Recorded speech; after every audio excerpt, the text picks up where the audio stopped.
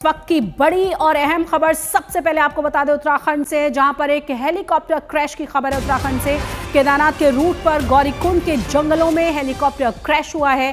Helicopter का radar से संपर्क टूटा था, जंगल में ये क्रैश हो गया है। रेस्क्यू टीम मौके के लिए रवाना हो चुकी है और आपको ये भी बता दें कि पायलट के साथ 6 यात्री इस हेलीकॉप्टर में सवार थे। केदारनाथ धाम से यात्रियों को लेकर गुप्तकाशी आ रहा था ये हेलीकॉप्टर। आर्यन एविएशन का हेलीकॉप्टर है जो अब क्रैश हो गया है।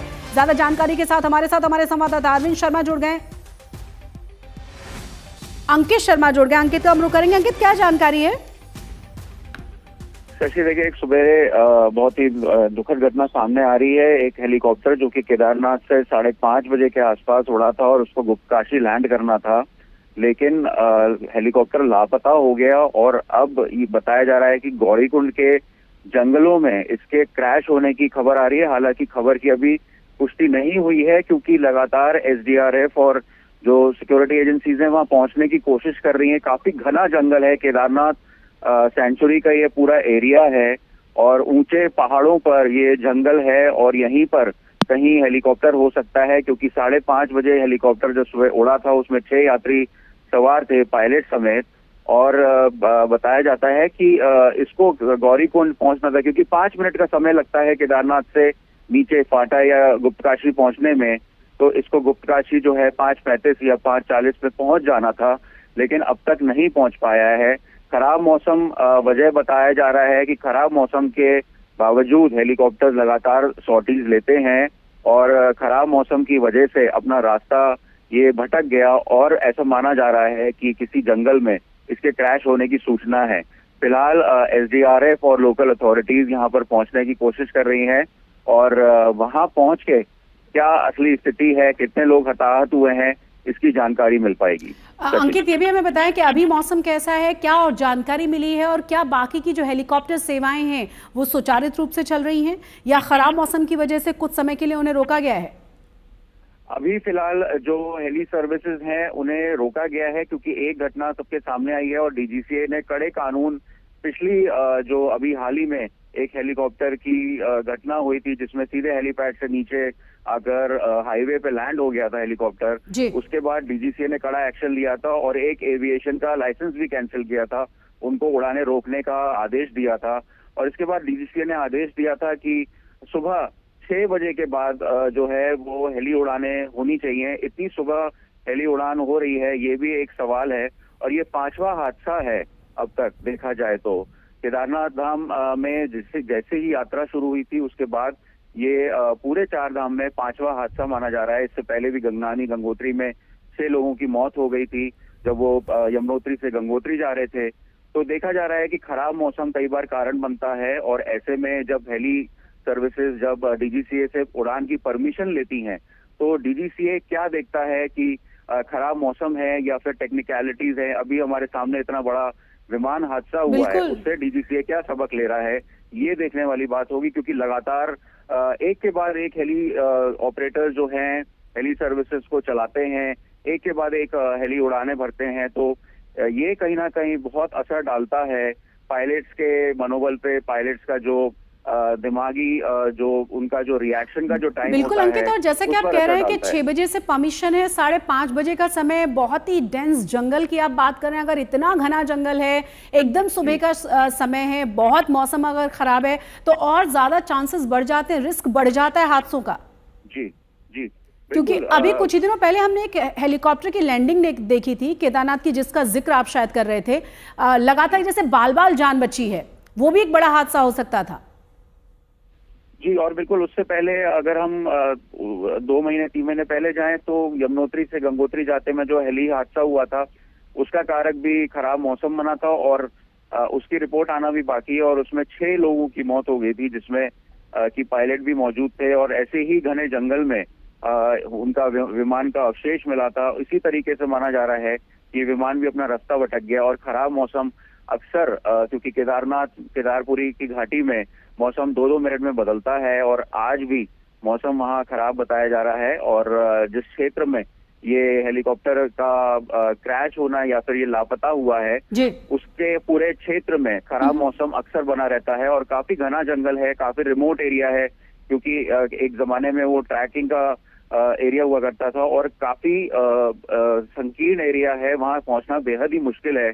तो अब देखना होगा कि अथॉरिटीज जो है कितनी देर में वहां पहुंचती हैं और क्या अपडेट देती हैं। आप बने रहे हमारे साथ। इस वक्त की बड़ी और अहम खबर एक बार फिर से अपने दर्शकों को बता दें। उत्तराखंड से जानकारी मिल रही है जहां पर हेलीकॉप्टर क्रैश की खबर है।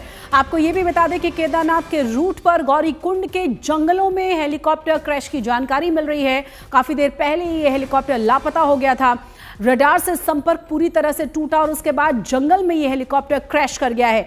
आपको ये भी बता दें कि रेस्क्यू टीम मौके के लिए रवाना हो चुकी है। पायलट समेत 6 यात्री इसमें सवार थे। केदारनाथ धाम से यात्रियों को लेकर ये गुप्तकाशी आ रहा था हेलीकॉप्टर। आर्यन एविएशन का हेलीकॉप्टर है ये, जो अब क्रैश हो गया है और 6 इसमें यात्री सवार थे, जिसके बारे में जानकारी मिल रही है। खराब मौसम अभी तक वजह बताई जा रही है। अंकित तमाम जानकारी के साथ हमारे साथ जुड़े हुए हैं हमारे संवाददाता। अंकित, इसमें और क्या जानकारी मिली? और सवाल फिर से वही कि क्या इन तमाम एहतियातों को बरतने के लिए गाइडलाइंस जो जारी की गई हैं उनको चेक्स एंड रीचेक्स करने के लिए वहां पर कोई नहीं है, जिससे कि इन तमाम एहतियातों को बरता जाए और इस तरह के हादसे पेश ना आए? शशि, देखिए यहाँ पर जो गवर्नमेंट का सिस्टम्स हैं उसमें यूकाडा एक सबसे बड़ी अथॉरिटी है, लेकिन जो फ्लाइंग परमिशंस हैं यूकाडा खाली इंफ्रास्ट्रक्चर यहाँ पे मांग सकता है, जैसे कि उनके जो नोट्स हैं उसमें भी लिखा रहता है और यूकाडा बार बार क्लेम करता है कि जो डेवलपमेंट्स के लिए जो इंफ्रास्ट्रक्चर की मांग है, चाहे वो एटीसी की मांग हो या फिर हेलीपैड्स के डेवलपमेंट की मांग हो और एनवायरनमेंट कंजर्वेशन की जो बात आती है वो यूकाडा के पावर्स के अंडर में आता है। लेकिन जो फ्लाइंग परमिशन होती है, चाहे वो एयर ट्रैवल क्लियरेंस हो या फिर एयर डिफेंस क्लियरेंस हो, उसका पूरा परमिशन जो है वो एक दिन पहले ये सारे हेली ऑपरेटर्स जो हैं सीधे डीजीसीए से लेते हैं और डीजीसीए इनको पूरा जो प्लान होता है वो जमा करने के बाद मौसम के अनुकूल, इनके मेंटेनेंस के अनुकूल इनको परमिशन देता है। अभी जो हाल ही में जो घटनाएं सामने आ रही हैं उसमें ये देखने को मिला कि हेली ऑपरेटर्स जो हैं वो अपनी मेंटेनेंस को लेकर या फिर जो पायलट्स की ट्रेनिंग है, पायलट के वर्किंग आवर्स हैं, उनको लेकर कहीं ना कहीं जो है वो कोताही बरत रहे हैं और उसकी वजह से डीजीसीए ने एक सख्त आदेश जारी किए थे। एक हेली ऑपरेटर का लाइसेंस भी कैंसिल किया था, उनकी सारी जो है उड़ानें भी रद्द की थी और एक मैसेज भी दिया था कि सभी हेली ऑपरेटर्स को जो है वो अपने जो कायदे कानून है वो पुख्ता रखने होंगे और कायदे कानून का पालन करना होगा। इसके साथ ही 1 घंटे में सिर्फ 2 हेली ऑपरेटर्स जो हैं वो सॉर्टीज ले सकेंगे। ये भी एक लॉ आया था। सनराइज और सनसेट के बाद जो हेली ऑपरेशंस होते हैं सनसेट के बाद रुक जाते हैं और सनराइज के बाद शुरू होते हैं। तो इतनी सुबह जब मौसम खराब है उसकी परमिशन लिए बिना, ये जांच का विषय है कि किस तरह से परमिशन ली गई थी। इस इलाके के बारे में और हमें बताइए। ये बात तो बिल्कुल सच है कि अगर बहुत डेंस, बहुत घना जंगल है और वो भी पहाड़ों में, तो पल पल मौसम बदलता है। देखते हैं कि कहीं बारिश है, कहीं पूरी तरह से सूखा है और ये पूरा का पूरा एरिया कैसा है? रेस्क्यू करना कितना मुश्किल, कितना आसान रहेगा, क्योंकि टीम वहां के लिए रवाना हो चुकी है? जी बिल्कुल, यहाँ पर जो एसडीआरएफ के हेलीकॉप्टर्स हैं वो अभी और अथॉरिटी के जो हेलीकॉप्टर हैं वो लगातार इसमें कॉम्बिंग कर रहे हैं जी। एक बार हम 2022 में अगर जाएं तो इसी कंपनी का हेलीकॉप्टर गरुड़ चट्टी में भी क्रैश हुआ था, उसमें 6 लोग मारे गए थे और हमने ग्राउंड रिपोर्ट भी वहां से की थी। काफी मौसम वहां पे खराब था, एक पल में धूप निकल रही थी, दूसरी पल में स्नोफॉल हो रहा था। वो हादसा जब हुआ था वो 18 अक्टूबर को हुआ था और उसके बाद आज तक ने स्पेशल रिपोर्ट भी दिखाई थी कि किस तरह से हेली कंपनीज जो है विक्रम की तरह या ऑटो की तरह जो हेली सर्विस दे रही हैं, मात्र 30 सेकंड का समय देते हैं वो पैसेंजर्स को बैठने के लिए और तुरंत उड़ानें भरते हैं। इससे कहीं ना कहीं जो है वो जो हेली ऑपरेशंस का जो एक कायदा और कानून होता है वो ब्रेक होता है। और जब आप कोई भी पैरामीटर खासतौर से फ्लाइंग एरिया में या फ्लाइंग के दौरान ब्रेक करते हैं तो हादसा होने की जो चांसेस हैं वो बढ़ जाते हैं। तो कहीं ना कहीं ये जो पूरा एरिया है वो काफी वैली जो है, ऊंचे ऊंचे पहाड़ हैं, उनमें घना जंगल है। अंकित, आप बने रहे हमारे साथ। एसडीआरएफ के सब इंस्पेक्टर आशीष हमारे साथ जुड़ गए हैं। आशीष जी, क्या जानकारी इसके बारे में मिल पाई है अभी तक? क्या हमारे दर्शकों को आप बता पाएंगे, क्योंकि 6 लोग कुल बताए जा रहे हैं इस हेलीकॉप्टर में?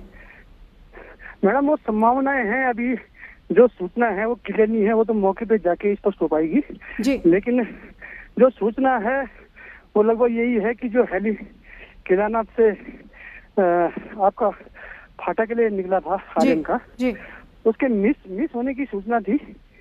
तो अभी जो है कुछ प्रत्यक्षदर्शी कह सकते हैं।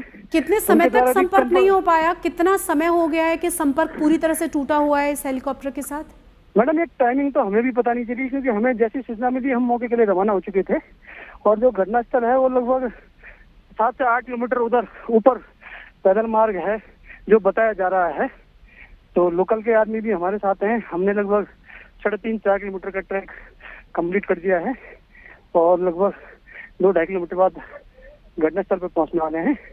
बाकी जो भी कंफर्मेशन होगी वो घटनास्थल पर पहुंचने के बाद ही क्लियर हो पाएगी।